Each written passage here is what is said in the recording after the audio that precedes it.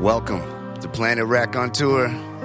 I am your host, Yuck Nasty, and I will be your guide into our world that is filled with sights and sounds, both wonderful and frightening. When you were young, have you ever played hide and seek with an imaginary friend? Our first story of the night may bring back some memories. We hope you enjoy Princess and the Monster by Ryan Creel. The Princess and the Monster by Ryan Creel. She opened her eyes, revealing golden orbs that glittered like stars in the night. And as the morning sun rose slowly over the northern mountains, black pupils narrowed to slits and stood like knives to accommodate the light. It was time.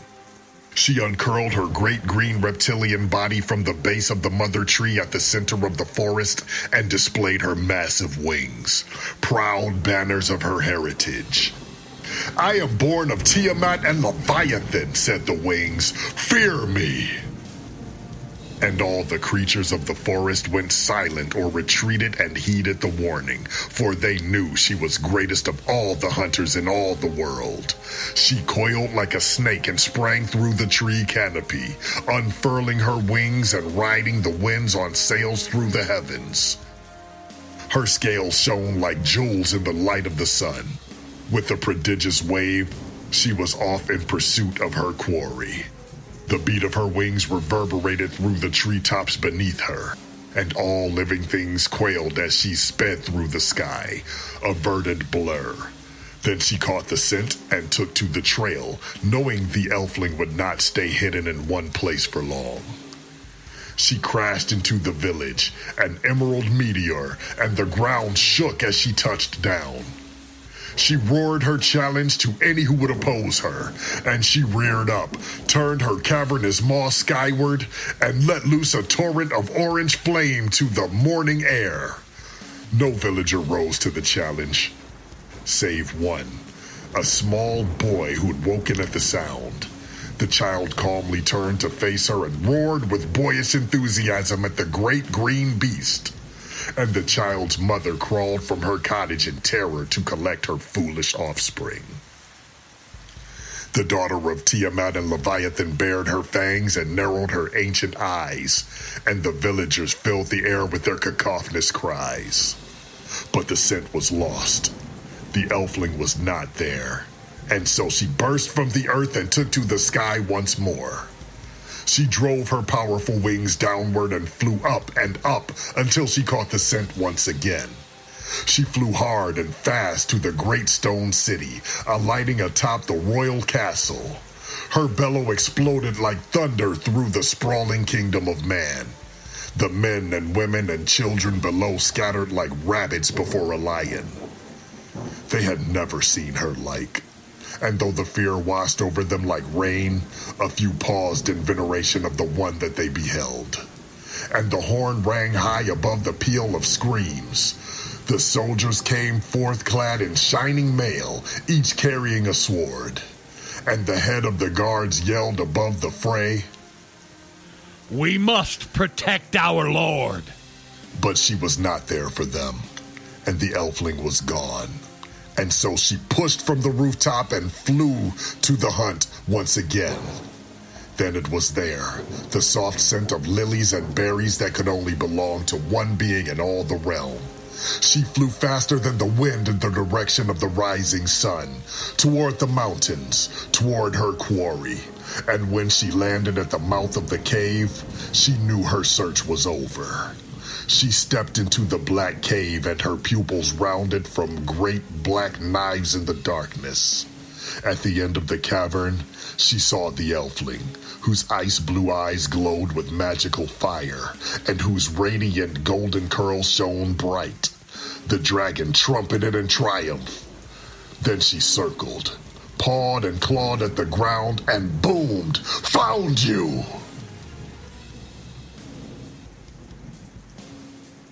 And the elfling said, "It's about time. Now it's my turn, so shoot." And then the daughter of Tiamat and Leviathan flew from the cave, and the elfling turned to the wall, hid her eyes in her arms, and began to count. 1, 2, 3, 4. The end. 5, 6, 7.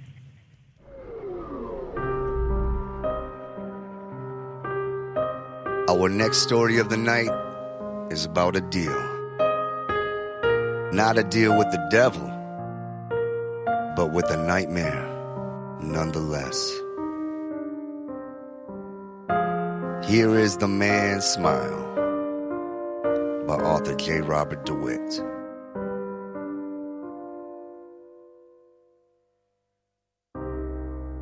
The Man's Smile by J. Robert Dewitt.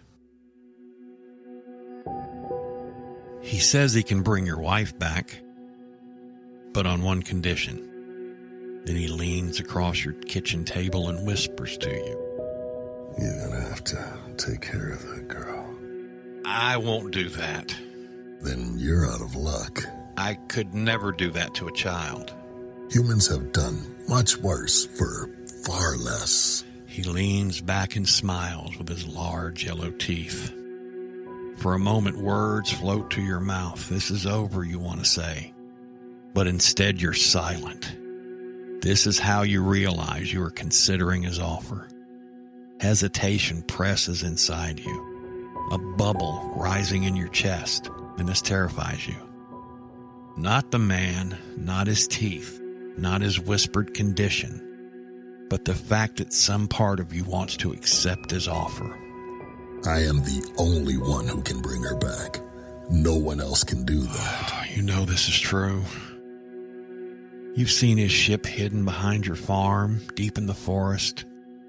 He's shown you all the secrets inside, told you truths about time and space, given you visions of other worlds, realms of unknown dimension. And he has proven to you over a cup of coffee in your kitchen that he can bring your wife back. Why me? Because I know you'll do it. That night you cannot sleep. You sit on the couch and stare at the photo of your wife, with your fingers touching the smiling face behind the glass. She's been gone 8 years, but you've never let go. Her clothes still hang in the closet. Her makeup still lies cluttered in the drawers. Her last voicemail still flashes on the recorder, a single red number glowing in the dark. You set her photo on the table. You tell her about the traveler and his ship, and you try to explain his offer. But you can't say the words out loud. All you can say is, "I'm sorry, honey, but I love you too much." The man arrives the next morning from the forest. You watch him through the kitchen window as he walks across the cornfield, the stalks brushing against his suitcase. You'll need to drive to the city. That's where she lives. I haven't said yes yet. But I know you will.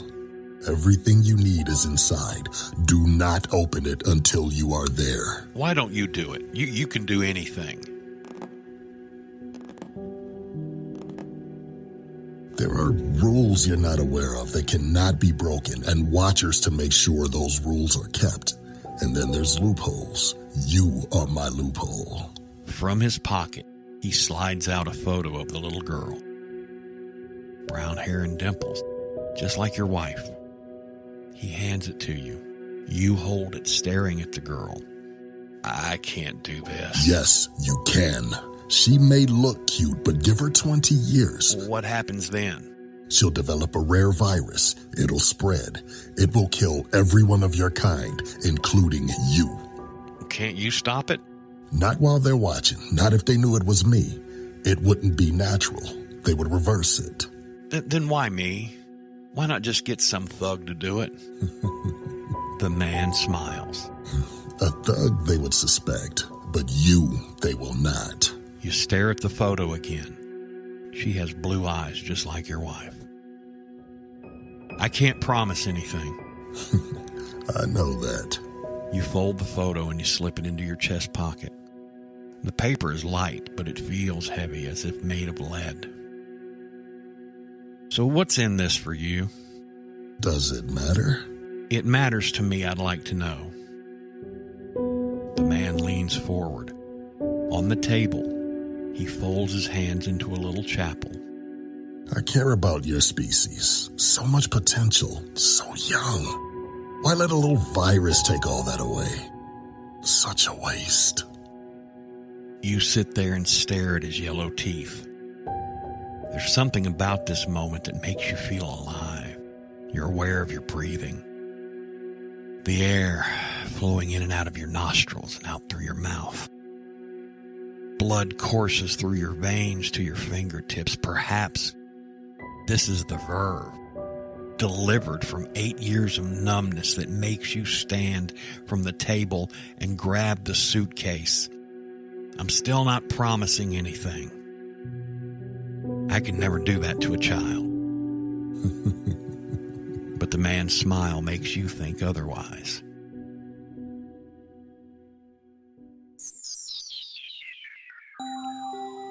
Our final tale of the night is entitled Mephisto by Alan Baxter. And he asked you the question, do you want to live forever? What are you willing to sacrifice for? Our friend the magician, in this next story, he may have your answer. And he calls himself Mephisto. Mephisto by Alan Baxter. I need a volunteer. Mephisto scanned the crowd, one hand shielding his eyes as if from the bright sun. His red-lined black cape whipped around as he strode from one side of the stage to the other. Dozens of hands shot up, clamoring to be chosen. Mephisto squinted, heart hammering. He so hated this bit, but had little choice. There's always a choice, a voice whispered in the back of his mind, and he squashed it away into its dark corner. His gaze fell upon a young boy, maybe 11 or 12, smiling in anticipation. His hand wasn't raised, and of course, that made him perfect. Mephisto singled him out, one long finger bright in the spotlights. What about you, lad? The boy's eyes widened and he looked left and right. One trembling hand rose, pointed to his own skinny chest. Me? Yes, you. Come on, I'll make you famous. The boy's parents sat on either side of him, nodding enthusiastically. Cajoling from the crowd drove the boy from his seat, up darkened steps and past voluminous crimson velvet curtains. Brass half-shells along the stage front cupped incandescent bulbs. Mephisto grinned over the brightness of the audience as they encouraged the boy along. When the young man reached him, Mephisto laid an arm across bony shoulders. What's your name, lad? Matthew. Mephisto turned back to the crowd. Matthew, ladies and gentlemen. Whoops and wild applause disgusted the magician. These easily entertained masses. To hide his grimace, he made a theatrical turn, swept Matthew along to a tall black wooden box at center stage. It had a double door, split top and bottom like a stable, with bright silver tape marking edges that sparkled in the spotlight. The crowd oohed. Mephisto pulled open the two half doors. The box was empty. The crowd awed. How he hated them. Matthew looked terrified, pinned by the beam of light from the gallery. Mephisto couldn't blame him. Please, step inside. What are you going to do? I told you, I'm going to make you famous. The boy nervously moved forward and turned around, looked out over a sea of expectant faces, partially obscured by the glowing coronas before them. Mephisto closed the bottom door. Only Matthew's head and shoulders showed over it. You've seen me perform all kinds of magic this evening, ladies and gentlemen. The magician called out. You've been impressed, yes? The crowd whooped and hollered. Mephisto lowered his voice, forced the crowd to be silent to hear. But do you believe I can make a young boy disappear? The crowd assured him they could. Of course they did. They were in the palm of his hand. I'm scared. He winked at Matthew, closed the top half of the door. What are you going to do? The boy's frightened questions came through the wood. Hello? But he ignored them. Mephisto addressed the crowd again. Clap for me, folks. Slow and steady. Like this. He set a measured rhythmic applause going. As the audience carried it, he raised his hands high. The energy from this room full of sheep was powerful. But that was ever the case. Never underestimate the malleable vigor of people in large numbers. Their desperate need for entertainment to muffle, however briefly, mundane lives. He let that energy rush through him, absorbed it, mutated it. He spoke the words. A low roar like distant water powering through a canyon rose in the auditorium. It built up, rising with the frenzied clapping of the audience. They felt it more than heard it, clapped faster and faster, began to cheer and laugh and bay. Mephisto drew that power in, and the roar rose to a deafening crescendo. Sparks and flames burst out around the box and quickly vanished. The box stood dark and still. The crowd gasped and faltered. The noise sank away like a tide, until silence rang in the theater. Mephisto slowly lowered his arms and a grin spread across his face. He turned and threw open the doors. Young Matthew was nowhere to be seen. The crowd erupted in applause and laughter. Mephisto strode to the front of the stage and bowed once, twice, thrice. With a sweep of his cape, he turned and walked swiftly into the darkened wings. The last thing he saw was the nervous smiles on the faces of Matthew's parents, the empty chair between them. He packed quickly in his dressing room while the crowd's approval sounded slightly muted through the walls. He stuffed his magician's garb into his hard leather case and put on the shabby suit and scuffed shoes that disguised him with their normalcy. He pulled off the dark hairpiece and ran one hand over stubbly blonde hair. It only took a moment to wipe away thick makeup, revealing pocked and pale skin. In just a couple of minutes, he was done, grabbed his case, and left by the stage door, into a grimy alley. A dark shadow, vaguely man-shaped, awaited him. Beside the shadow, a smaller presence trembled, emanating terror. "Thank you, George," the shadow said. "Mephisto, really?" George shrugged. As good as any. I'm running out of names. It's fitting, though, isn't it? The shadow laughed, a terrible sound. "Same time next year, George." The magician scowled, pushed past the darkness, wincing at its icy presence. Yes. What's it been now? 212 years? 213. Don't play games with me. The deep, ominous chuckle again. "Anytime you want it to end, just come to me. I'll be happy to have you." The shadow winked out with a burst of frost before George could reply. He ground his teeth, hating himself, hating people, hating everything, and scurried from the alley. As he turned down the street away from the theater, he heard a woman's voice inside, high-pitched in anguish, screaming for someone to do something. He hunched into himself and made for the train station. The end.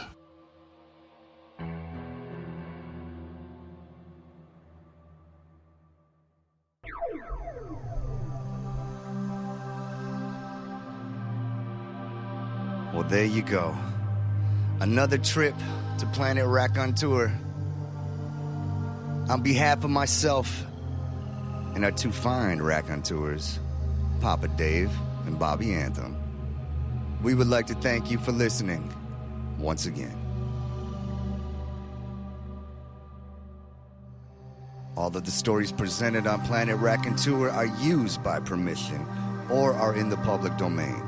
Check out the show notes for details on the authors, their websites, and their other releases. And if you like what we are doing, please subscribe and follow us on all of our social media platforms. The links will be found in those same show notes.